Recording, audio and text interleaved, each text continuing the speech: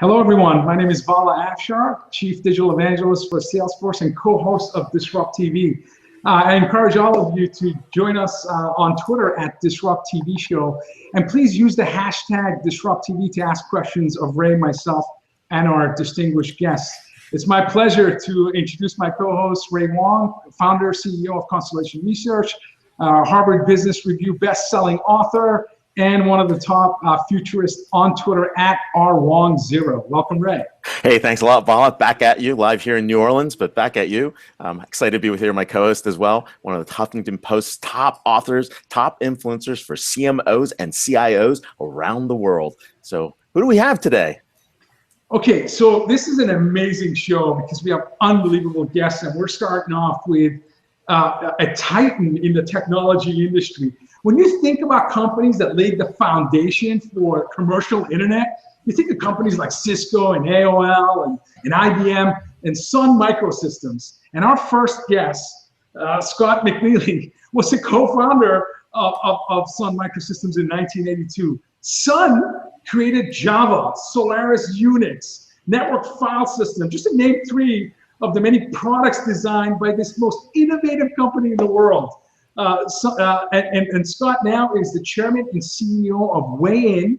Weigh-In enables marketeers to deliver authentic campaigns, experiences across all digital properties. And we're going to talk about the incredible number of campaigns that run through Weigh-In. Scott's also the co-founder and board member of Curriki, a free community library of open educational resources for educators, parents, students. Since 2007, members have had access to this incredible content. Scott's also a board member of the San Jose Sharks Sports and Entertainment. Welcome to DisrupTV, Scott.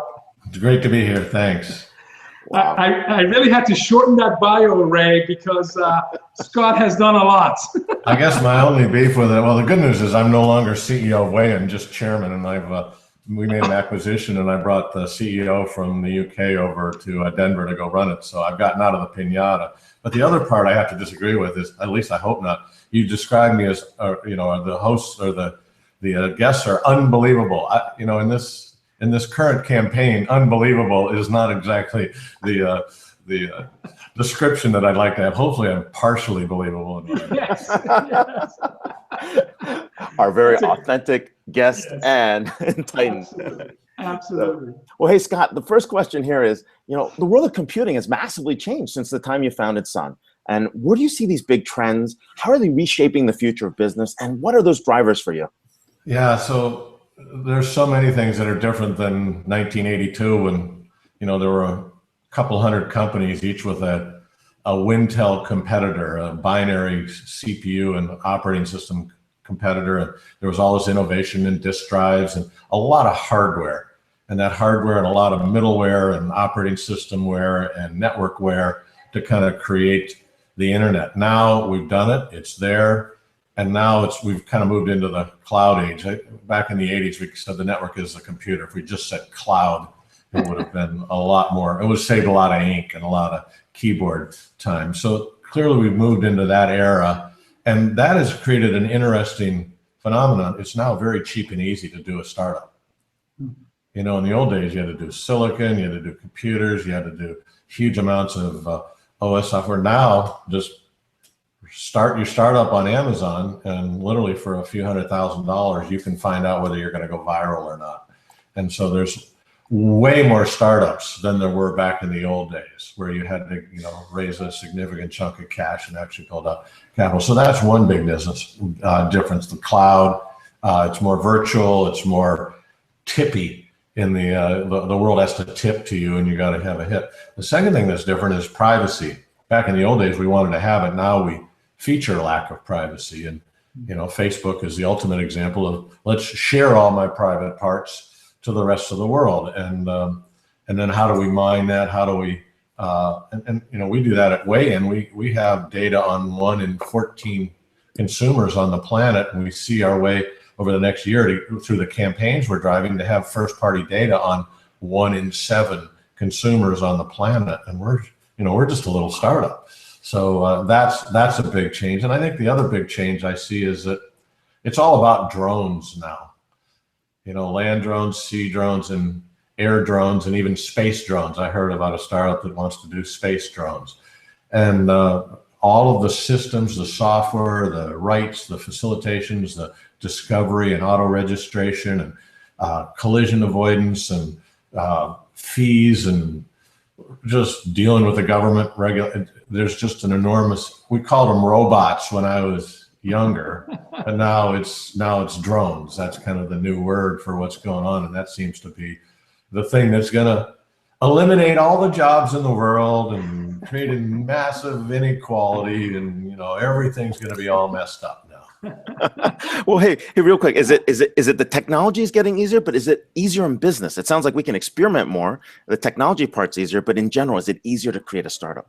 Oh no, it's just terrible now compared to the old days. And when I started Sun, and even when we went public, I would have a board packet that was about this big, and then now a SOX 404. When I left Sun, we had a board packet that was about, wow, I can't even get it in my screen, but it was unreadable, and you were signing things you had no idea. You can't read all that legalese, the regulations, the rules, the paperwork, the taxes, all of those sorts of things that you need to do now just make it stunningly expensive and hard and failure prone, because you're spending all your time on governance, not on stewardship of your operation. Is that a concern for you in terms of future of internet and technology, in terms of? It's not a concern for me. I'm done. It's got to be a real hassle for my 4 boys who want to try and make their way out in the real world. I'm so glad I'm an old guy and I got through all this before. PC, regulations, redistribution, socialism, and why can't we all be the same? Became the day I met Bill Joy and Andy Bechtelsheim, 2 of the brightest humans on the planet, I realized we all can be equal under the law, but we aren't equal under the microscope. Holy mackerel, these guys, they're just smarter than I am. And, I got over that and I understand that. And you know what? Andy made more money than I did. I don't deny, he's smarter than I am. What's weird about that? Yeah. I feel the same about Ray as my co-host. But anyone who's followed your career, I mean, in the early 90s, you were talking about anything that's digital, electrical, or has a biological heartbeat is going to connect to the internet. So you were talking about Internet of Things 20 years ago, and obviously the computer, the network is the computer. You were talking about the cloud. So you have a track record of describing emerging technologies that become baseline technologies like cloud, like IoT. And now in terms of precision management of campaigns and giving opportunity for marketeers to act like surgeons, because they have insight in terms of how to tweak campaigns to really have meaningful engagements with customers. What are some of the technologies that you see that marketeers should be paying attention to? Is it artificial intelligence, analytics, IoT, marketing automation, any of those? That's a great question. And the real problem is, my dad was group vice president of North American marketing for American Motors back in the Gremlin and Matador era, for those old timers out there. My first car was a Gremlin X, 3 on the floor, awesome. with racing stripes. Racing stripes. Yeah. You couldn't even get rubber dropping the clutch with full throttle. I mean, anyhow, I digress. But I used to sit at his chair at night, and then we watched the TV commercials. And we go, oh, that was funny. That was great. And he says, yeah, that's great. We call him. I said, but Dad, did it sell any cars? And he said, good question, son. And we are still spending over half of the advertising budget on print and TV and billboards. You can't A/B test. You don't know who sees them. You don't know if anybody bought them. You don't know if they were. And everybody laughs at Super Bowl commercials, but they can't remember the brand. So there's something wrong with that picture. Now you have things like, the whole concept of having a brand, doing TV advertising, and selling it through retail is getting blown up. Look at the Dollar Shave Club. They started a few months ago and were sold for $1 billion because all of a sudden you have totally disrupted that entire chain. You've gone online, you've gone direct to the consumer. And what this whole digital interactive engagement of marketing campaigns is what it's all about: sweepstakes and quizzes and photo upload contests and social. And social has all of a sudden become far more persuasive. Social and recommendations has already in surveys now is way more persuasive than television. Yet we're still spending all that money because, you know, marketeers have been doing this since I was sitting at the, you know, the foot of my father's chair as a major auto marketing exec. So yeah, there's a lot of ways to do it. And it has, you know, I talked about the first party data we have. That's a stunning amount of information that allows one-to-one marketing, engaged marketing. And, you know, with Weigh-In, you can use the entire social media conversation. We help you sort and sift through the entire social crowd noise to find that golden needle in the conversational haystack that helps drive revenue. And we can prove it. We have ROI. We can show you the numbers. We can show you the bounce in your click-through rates. And we get some stunning click-through rates in engagement, in click to buy, shopping cart, all the rest of it, because we put this package together in real time with real data, with believable data. And it's just a whole new way of marketing. It's actually a little tougher on the marketeers because it's not an 8-hour-a-day, 5 days a week, you know, let's launch the commercial, see what happens at the Sammy report 6 months later. Oh, it didn't work. Well, no, you are, during the Super Bowl, the lights go out, you have to be ready with a new campaign. So you're sort of like a joystick. You're like a drone operator, 7x24, and you're pulling, and we have about 8,000 levers you can pull on the Weigh-In platform, all cloud-based, to allow you to be real-time engaged and very custom.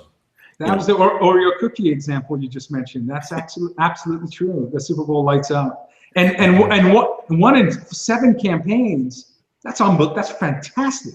Well, we have 1 in 14 consumers. We have first-party data, and we expect through the campaigns we're driving, and you know we do it through. We have partnerships with the NFL and Major League Baseball and sports teams everywhere because that's real and live and real time. Major brands. I can't talk about all of them right now, but you know, just massive global consumer brands.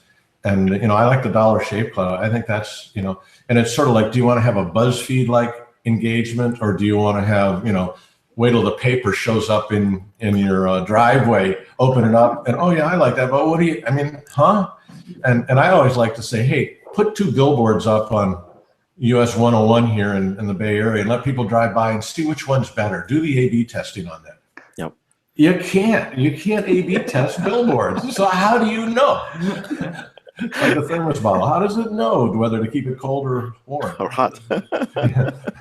No, that's really cool. You know, one of the things about digital marketing that's been exciting is really that ability to, instead of just guess, right, the polls or surveys, like what you might do, we know exactly what they're doing, right? Every day it's not polling. Every day is election day. Boom, you know exactly. Yeah, somebody said you have no privacy, get over it. And Colin Powell recently has figured that out. And you know, we're all figuring that out, you know. So, I'm much nicer on email. I'm much nicer on email now. Yeah, and what's fascinating is how politicians have been able to feature their warts in their their private bad thingies. You know, hey, that's a feature, not a bug. You know? I haven't quite figured it out. Well, Colin Powell's a lot nicer in person, obviously. Yeah. So, well, no, this is kind of cool. So we're looking at the way that digital does this, right? And then there's a whole heavy lifting of automation, right? And one of the things I noticed that you guys were taking advantage of AI and machine learning and other opportunities to change that marketing experience in a different way and using different types of methodologies. Can you talk more about, you know, where you see the heavy lifting in AI and ML? Yeah, I mean, it basically helps you figure out who is what their psychographic, intentional, attitudinal makeup is. And so we can take the Twitter data, and where 3 or 4 or 5% people tag their geo, we can drag that up to 30 or 40 or 50%. We can, not everybody says whether they're male or female in their write-up, but we can, through inference and machine learning, figure out whether they're male or female or something else, or other. Yeah, or the whole wild other category, which is expanding rapidly. So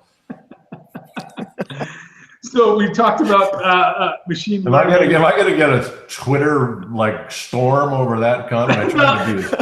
No. Save the show is me, about save being me. authentic. It's I want to shift a little bit towards because we've talked about Weigh-In, but there's another company that you're leading, and this self-learning homeschooling market has grown exponentially. Stanford's online high school is #3 high school in the U.S. at this point. So what led you to find Curriki to inspire learning in the K-12 market, which is so important? Well, two things. One is the CEO. Every CEO on the planet wants more educated workers, and we all find that, you know, how many sales reps do you hire and they can't pen a letter in English without, you know, you having to spell check it and do the grammatical fixes and all the rest of it. And then, you know, everybody wants more STEM capable folks. The second thing is, you know, we noticed we were open sourcing microprocessors like Spark and Solaris and NFS and all these other technologies. And then I was buying $150 textbooks for my children. I said, this is brain dead. Math hasn't changed since Newton got hit on the head with an apple. 10 plus 10 was, is, and will be 20 for a long, long time. And, you know, so we decided, why don't we open source? So at this point, Curriki is, I think, the largest repository of really high quality, free and open source curriculum videos, textbooks, full on curriculums, worksheets, science projects, whatever you name it. When the big tsunami hit, we turned the front page to Curriki to all of the tsunami related curricula that we had on site, because people going to school, the kids were going, what's a tsunami? Should I be worried?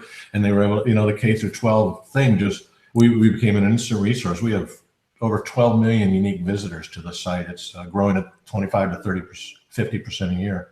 No, it's really awesome. I've got my kids looking at that to supplement what they're learning.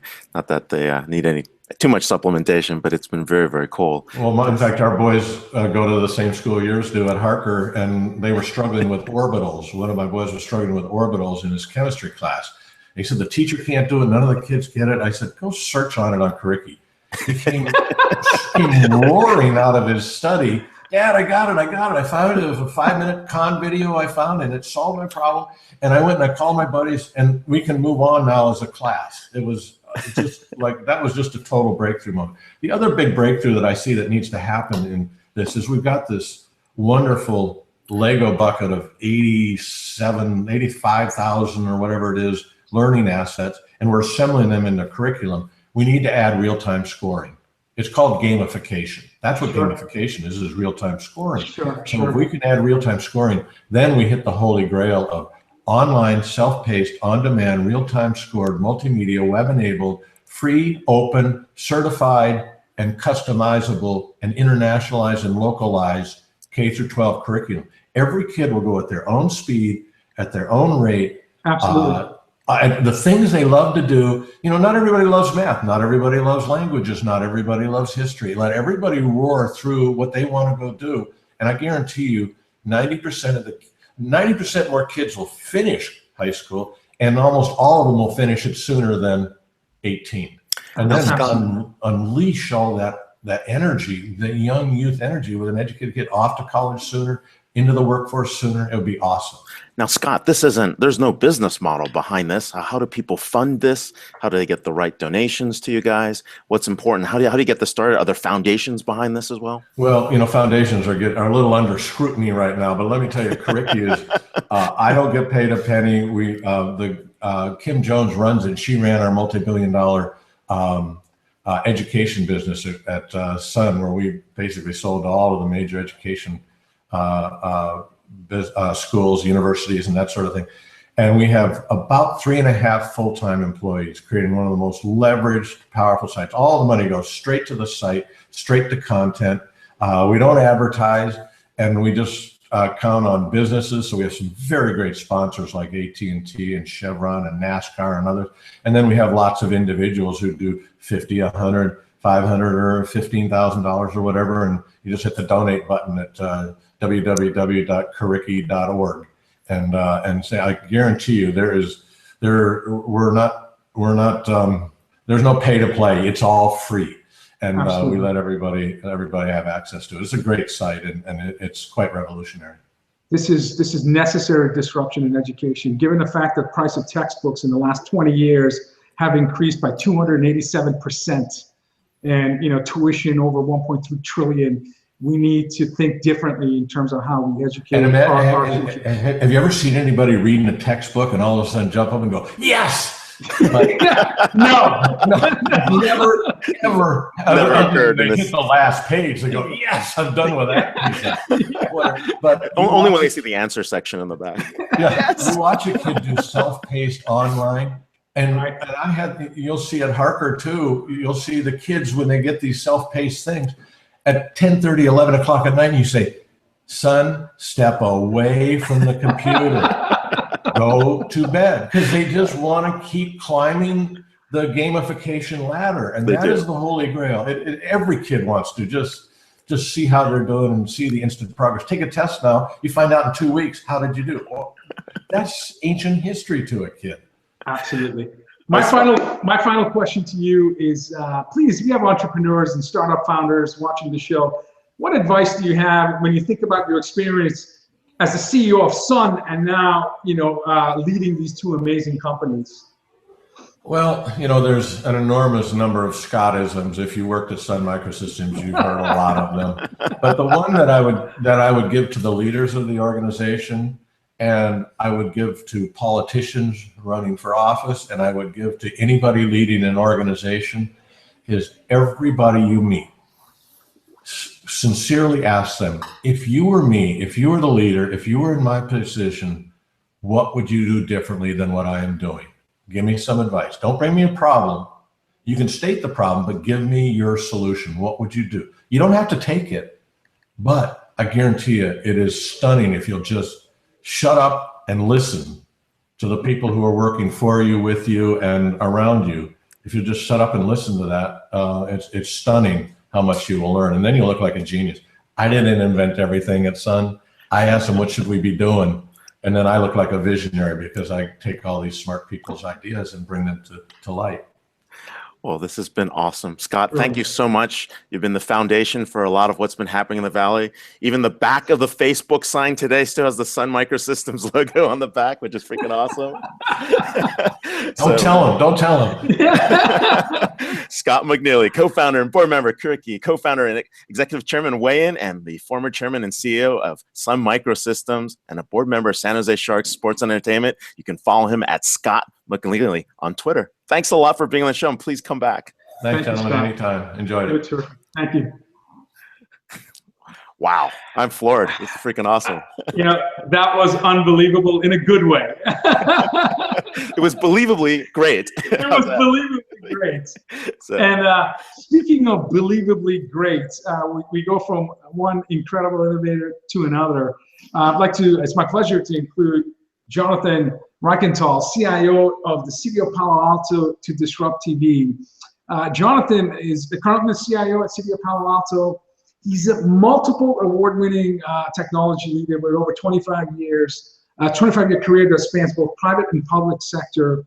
Only a few years ago, he was recognized as one of the top 25 doers, dreamers, and drivers in government in our country. He's also won the Best CIO in Silicon Valley Award and a National IT Leadership Prize. His innovation work in government has been recognized by the White House. Dr. Reichental works with teams to apply technology innovation in organizations to create new value and enable work to be meaningful and fun. You have to follow Dr. Reichental on Twitter. He's one of the top social CIOs in the world at Reichental. Welcome to our show. Well, thank you very much. Thank you, Vela. And what an act I have to follow right now. My goodness. Yeah. So, hey, look, it looks like you're in your offices there. What do you have behind you? What does that say in the background? I'm in one of our focus rooms. About a couple of years ago, we built a startup at City Hall.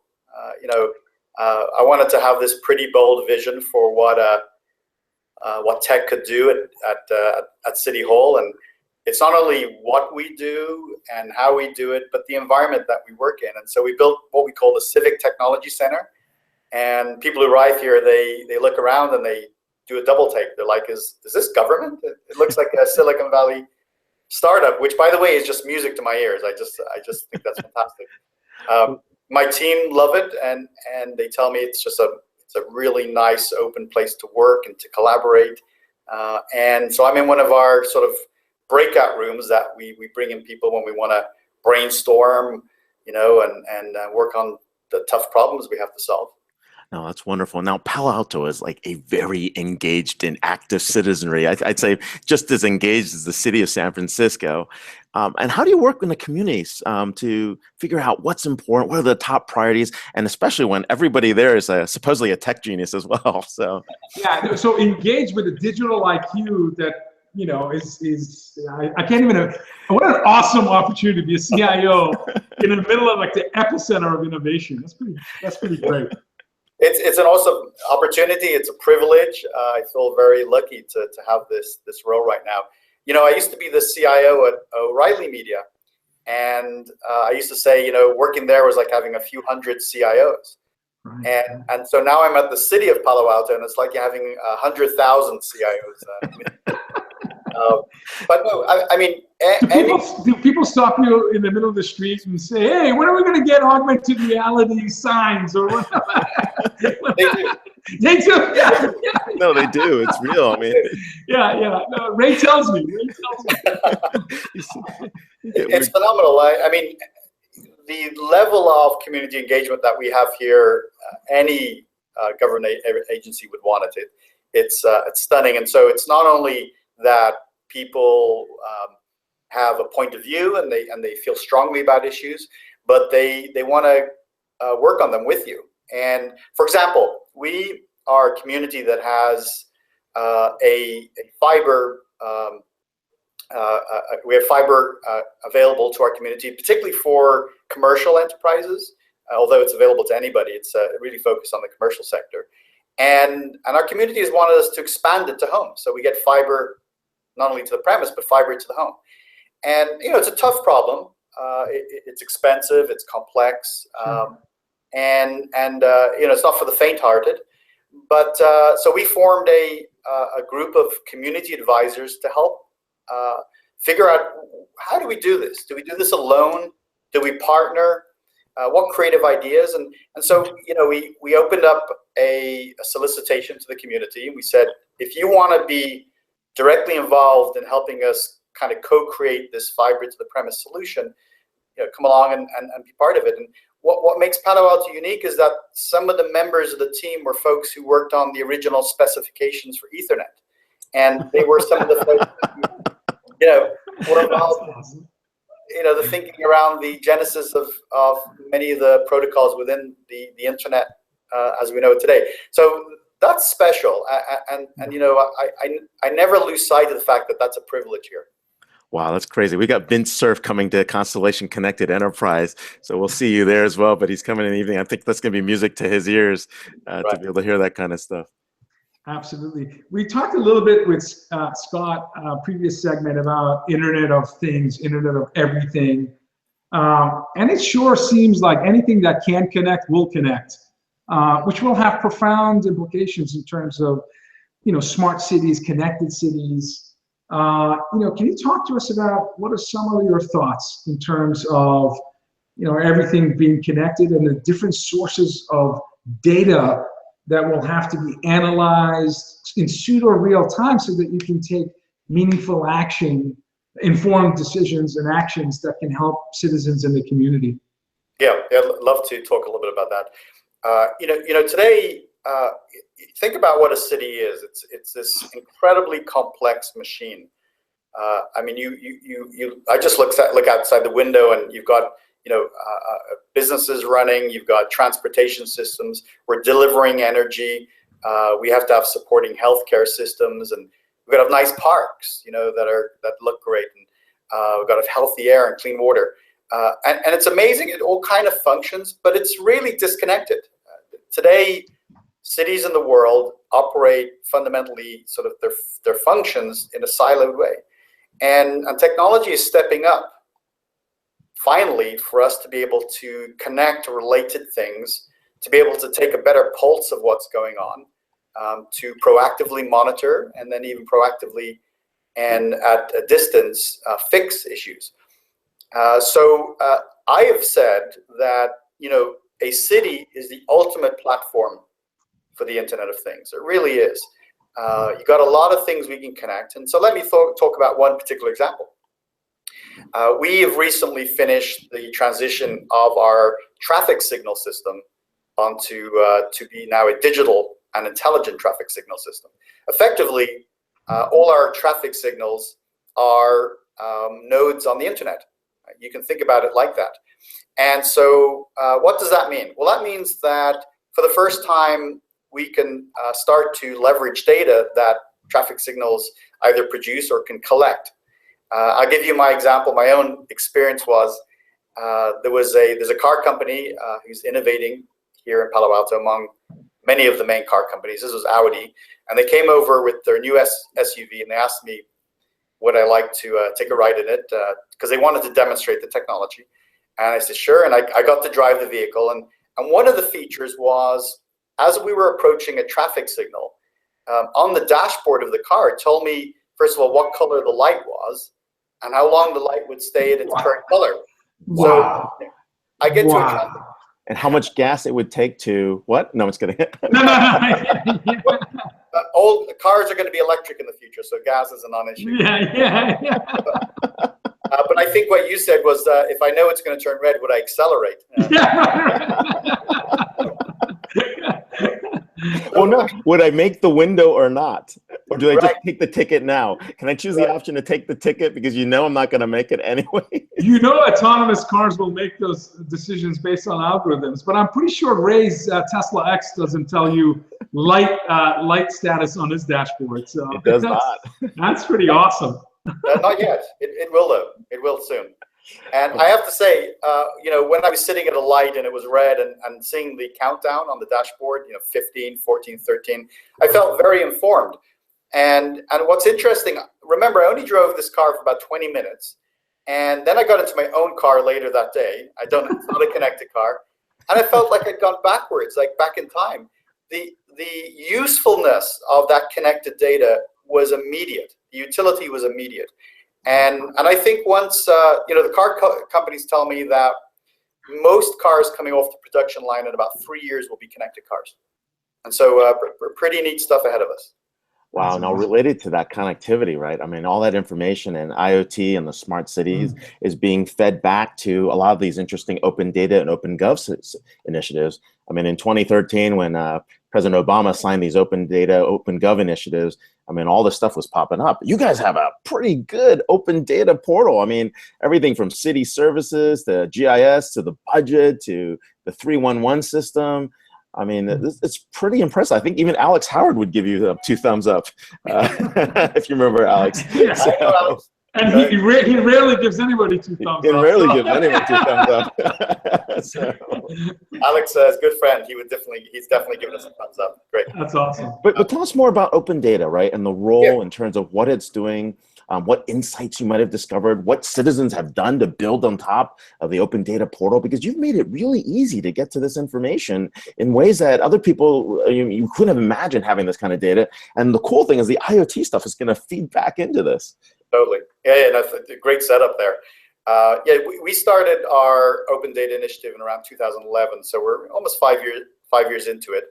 What we're talking about effectively is making our city data that belongs to our citizens. It doesn't belong to City Hall. You know, making it available in an easy format for them to consume, and make it easy, by the way, for machines to consume it. We call it machine consumable data. And so we started this process. We said we saw the vision, we saw the benefits of open data, and we started to deploy data sets on our data.cityofpaloalto.org website. And the community began to respond. I mean, if you ask yourself, like, what do you think would be most important to our community? The 2 top things they wanted to see easily and consume were budget information. So we have an open gov, open data platform for 5 years of what we were. Pretty incredible. It's pretty incredible. Thank you. And then permit data was another set. And so we made that available. And so here's sort of how I see open data for us and for cities generally. It's sort of in this order. Number 1 is transparency.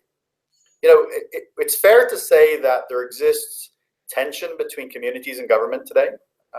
It gets it's harder and at the state level, and it's particularly difficult and dysfunctional at the federal level, but we still have our issues at the local level. And anything we can do to be more transparent, to be more open, adds to trust and reduces tension in the community. So I think the first thing to do is, the first advantage is transparency. The second thing, we've seen a little bit of this in Palo Alto and other communities, is that once you make the data available, smart and motivated people will start to build solutions on top of it. And so we've done our own sort of apps challenges and hackathons, and we've seen people build things. But we've also seen the private sector step up. You look at companies like BuildingEye or Civic Insight and even OpenGov, who built their businesses now, which are very successful on open data. And internationally, it's having even greater benefits. I wanted to give an example of Uruguay. So in Uruguay, apparently the way the healthcare system works is people get one opportunity a year to sign up for healthcare across the board. And in a country like Uruguay, getting accurate and quality information for your family was traditionally very difficult. And so when you were making your healthcare choices, you could say that the individual and the family was not as informed as it should have been. And we all can agree that healthcare choices are extremely important. So Uruguay went ahead and decided to put all this health information on the Uruguayan open data portal, which was game changing, right? So this isn't some sort of like on the edge technology or something not central. This is absolutely central to the future of our communities. Sure. No, that's pretty wild. The Optu Servicio was very cool. I mean, they lit that puppy up. So right. Absolutely.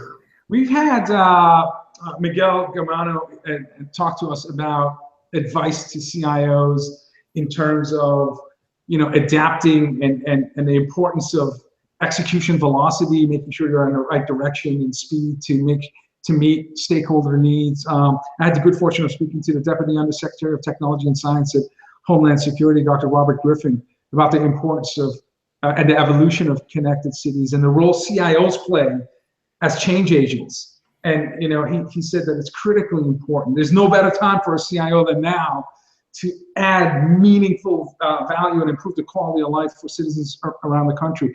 What advice, as one of the top CIOs, award-winning CIO, advice do you have for folks that are responsible for technology in towns, cities, municipalities, in terms of staying ahead and delivering on the promise of using technology to improve quality of life for their communities?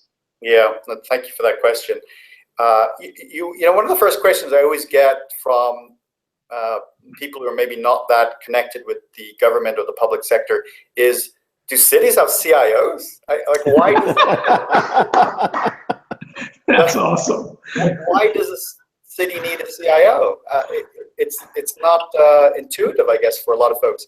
But it only takes a minute or two to explain that, just like it is in the private sector across domains, technology is now central to the functioning and the successful functioning of cities. And it will be increasingly that way as we talked about. We start to incorporate the Internet of Things, how we digitize a range of services, how we start to support smartphones and tablets as the entry point to government services. So we're going to need some bright people. We're going to need a lot of technologists. So I've got two quick pieces of advice. The first thing is, it's not directly related to the CIO position, but it's directly related to people who are technologists and want to make a difference. I mean, if you want to do meaningful work today in the 21st century, you don't need to come into a city and spend 30 years. Come in and spend 3 years. And your skills and your ideas will be absolutely embraced. And you will go home every day knowing that you changed the world a little bit in a positive way. And so, I go to tech conferences and I'll do a talk on big data or artificial intelligence. And then I end up with this little soapbox where I say, come on, work for us, work for governments. So people are suddenly think about it, they're like, hey, that could be an interesting place to work for a while. So as a leader, I would encourage government technology leaders and all leaders in government to be encouraging the private sector to get more engaged, to bring them on even temporarily, so they can really make a difference. And I think the last point, when I look at my own career, and here's another thing that people say to me. They say, well, you live in Silicon Valley and you work in Palo Alto. It must be easy to do innovation and take risks. And I always say, you know what? I don't get a free ride. But most of the ideas that I come forward with meet resistance. And probably the first time I suggest something, or my team and I bring an idea forward, people are a little skeptical and we get pushback. And then the second time, maybe less so. And the third time, finally, people relent and they say, okay, we now understand what you're trying to do, and we'll give you the opportunity to do it. So when I look at my career, it has been about persistence. Despite people who are resistant to change, who need to be convinced, who don't like the level of risk that sometimes innovation requires. So I would say, don't be put off the first or second time if you really believe something. As a former leader of mine said, have the courage of your convictions. Terrific advice. This has been great. We're watching Dr. Jonathan Reichental, CIO at the City of Palo Alto, award-winning change agent. You can also catch a little story on electric light and power about cloud-based innovation that you've been going through within the City of Palo Alto. And more importantly, thank you so much for being on the show, and we'll be seeing you on stage as well at Constellation Connected Enterprise 2016. So see you in a few weeks. Thank you, Val and Ray. Awesome job. Thank you. Thank you, sir. Have a great weekend. Woohoo, it's Friday. Can you believe this? Oh my God. Ray, this is what an awesome show. And baseball analogy, now we have our cleanup hitter, our awesome final guest who's just going to hit a grand slam with her shared wisdom. We're so delighted to have Rana June, CEO of Lightwave, as our guest on DisrupTV. Rana works at the intersection of data, art, and analysis. And she's the founder and CEO of Lightwave, an interactive biometric data platform. As an artist, she defined a space for iPad music production and performance as the iPad DJ, performing over 200 concerts, 100,000 attendees, headlining at events at White House, Correspondence Dinner, Apple's Worldwide Developer Conference, TED, and X Prize Foundation. Rana is also the author of the book Mobilize. I keep having to cut the bios. We have too many extraordinary guests doing amazing things. Her book Mobilize, which examined the first 500 days of App Store and Apple's mobile success. Welcome to our show, Rana. Hi. Super serial entrepreneur. Welcome. What a pleasure. I really could not be more thrilled to be spending my Friday with you guys.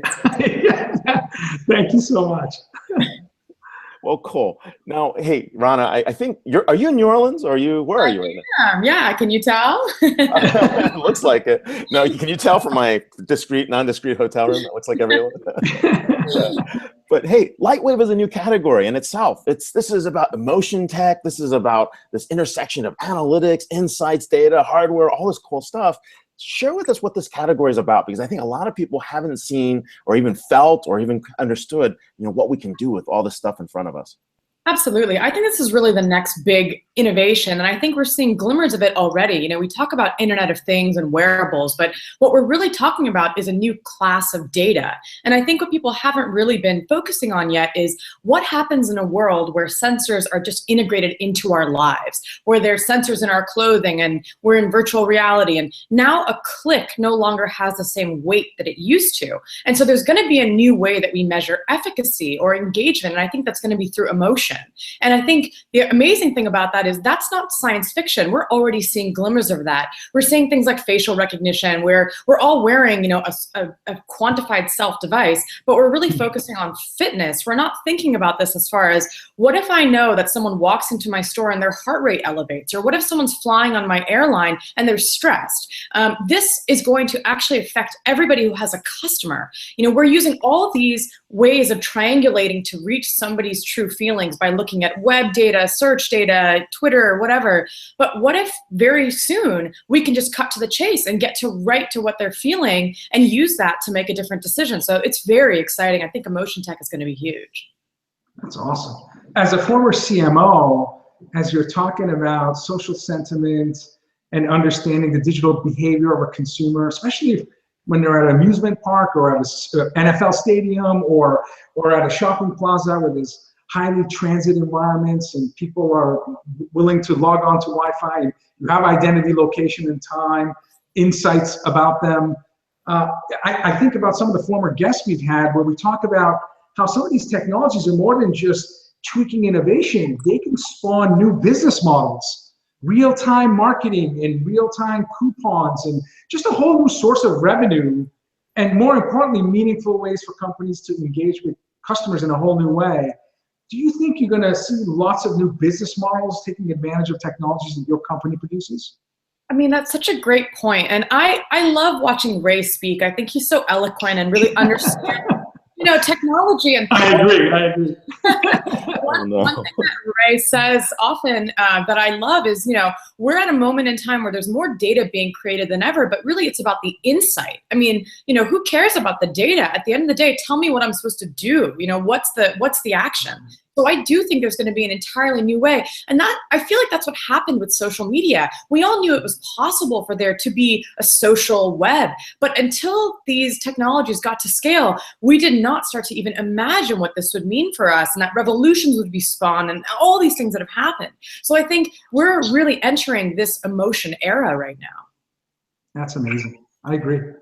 Wow. Now, this is an emotion area. I think the question is, are we asking the right questions, or are we getting to the right outcomes? I mean, what are we trying to do, and how do we get there?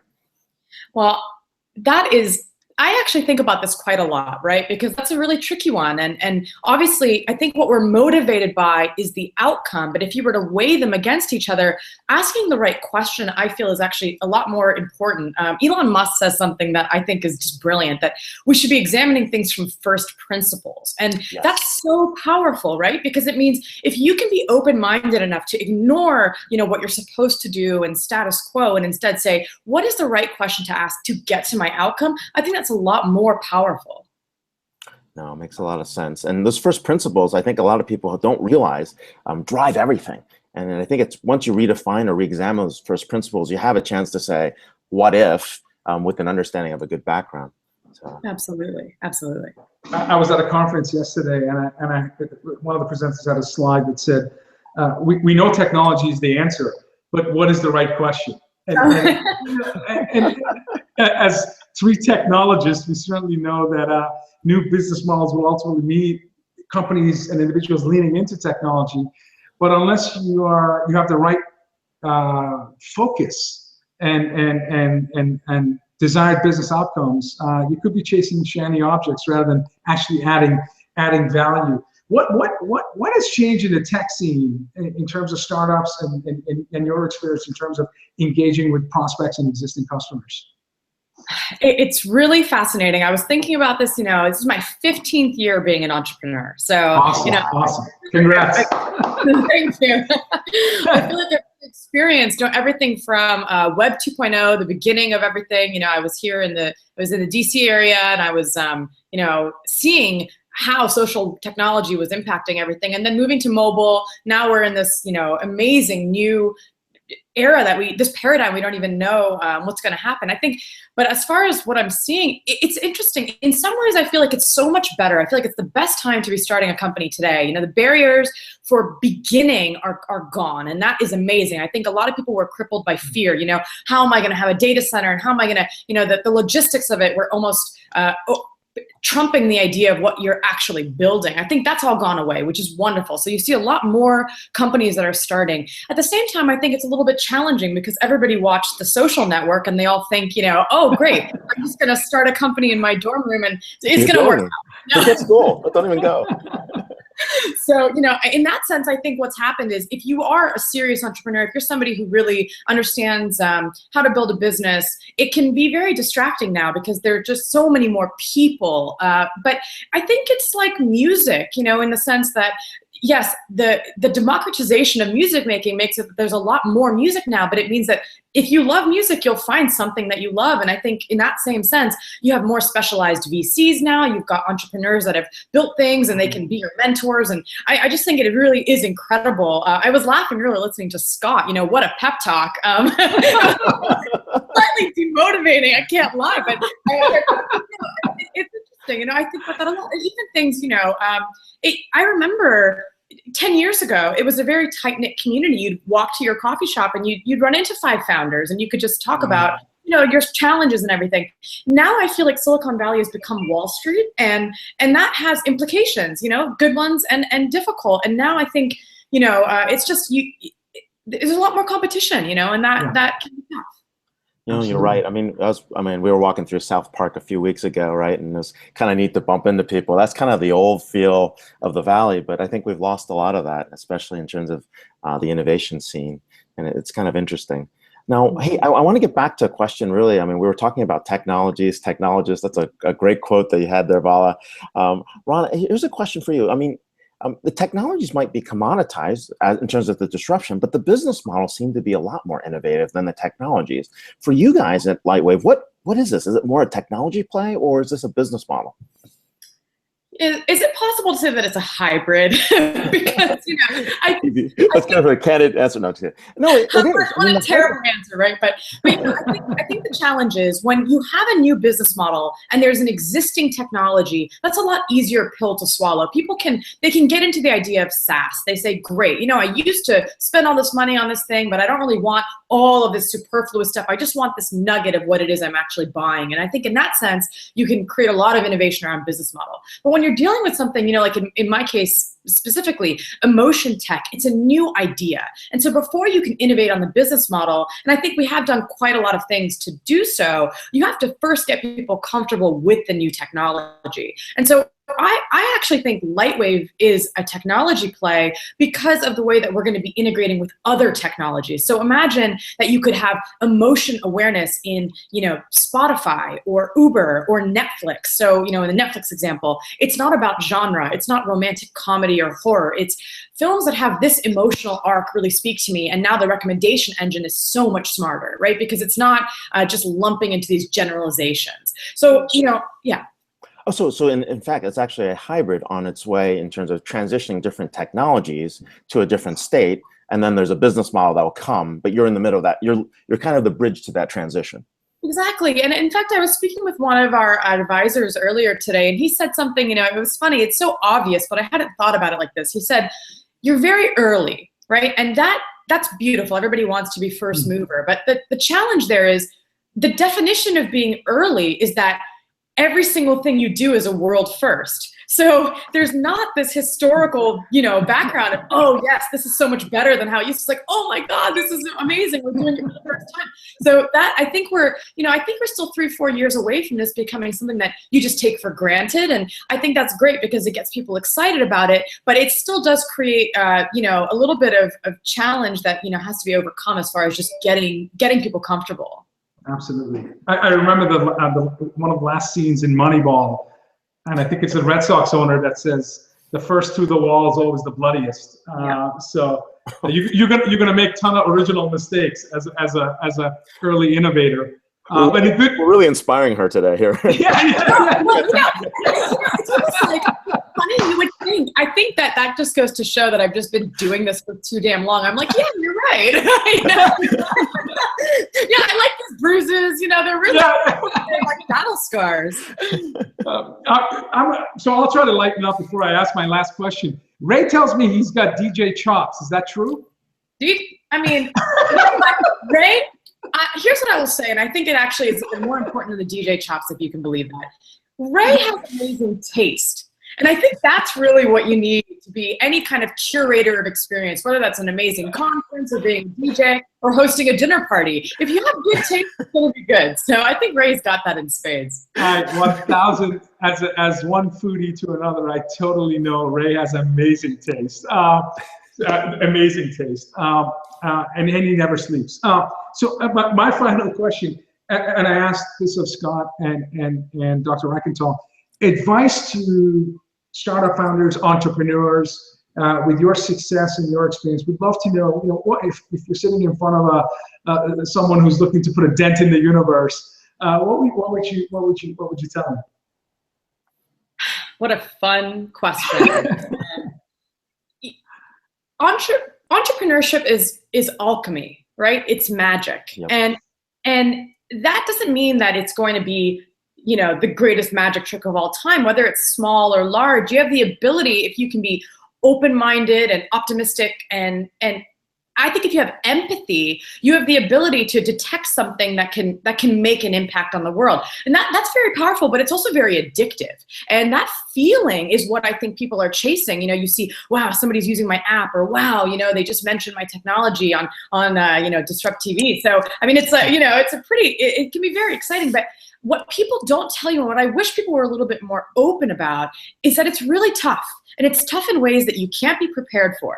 And you have to be in it for the long haul, because the reason Lightwave is called Lightwave is that I really believe that this entire entrepreneurship journey is a wave, and you have to really understand that. I think the challenge is, going back to your previous question around, essentially what's different now, is that today there are more billion-dollar startups than ever. And it creates this pressure that has never been there. I would say 3 years ago, there wasn't this pressure. So now you're looking in the mirror and saying, like, do I have what it takes? I'm not Slack. I'm not Pokemon Go. But that's not really the way you should look at it. I think the cool thing about this journey of building something is that in your heart when you're on the right track. And when your soul is at peace with what you're building, and you know that what you're doing is going to have an impact, I think it will really give you the perseverance and the grit to get through it. And you can't let all that noise distract you. You have to just realize why you got in it. And I think that's why a lot of people who are just in it for financial reasons or motivations, they'll never make it, because there are so many moments where you just go, oh my gosh, why am I still doing this? But then there are these beautiful little nuggets where you go, wow, I would do that 100 times over if I could just feel this way for 5 minutes. So, it's important. I know my team's watching. I would say the same thing. There's so many moments I'm like, oh my God, what did I get myself into? So.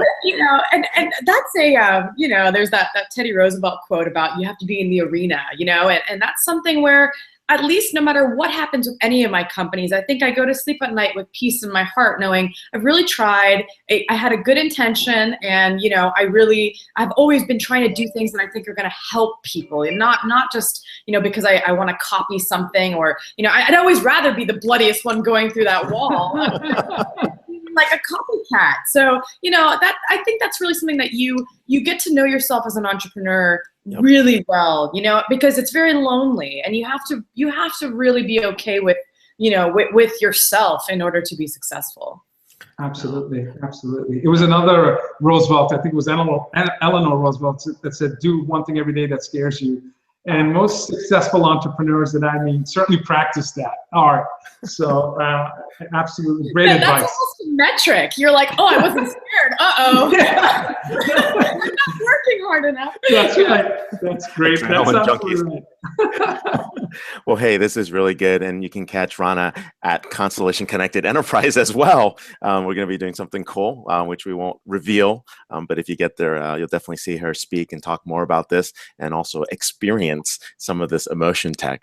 So please catch up with serial entrepreneur Rana June at RANAJUNE. Not going to say anything else. And hey, thanks a lot for being on the show, and see you very soon as well. Thank you. See you guys. Thank you. You crushed it. Thank you so much. Thank you. Bye. Bye-bye. Ray, oh my goodness. This is why Fridays are my favorite day of the week. My head is spinning with goodness. I think you and I could probably pump out 4 or 5 blogs out of this 1-hour segment. I know. There's a lot of wisdom dropped on us. We're going to have to write a little bit more and get this out there. But hey, guess what? Episode 33 next week. We're bringing back legends of the industry, Steve Mills from IBM, who was there for over 40 years, I believe. Steve Mills led the software division and group, and pretty much was definitely one of the chess players in enterprise software. We got Sarah Franklin, SVP of Dev Relations and GM at Trailhead at Salesforce, and James McCarran, the CTO at SnapLogic, legendary for being in this space for a long time, also for Informatica in the past. It's going to be a crazy show again. So hope you guys all make it. Thanks so much, Aubrey, for producing another great show. Ray, great seeing you. And thanks everyone for watching. See you next week. It's Friday. It's DisrupTV. See you guys. See you guys.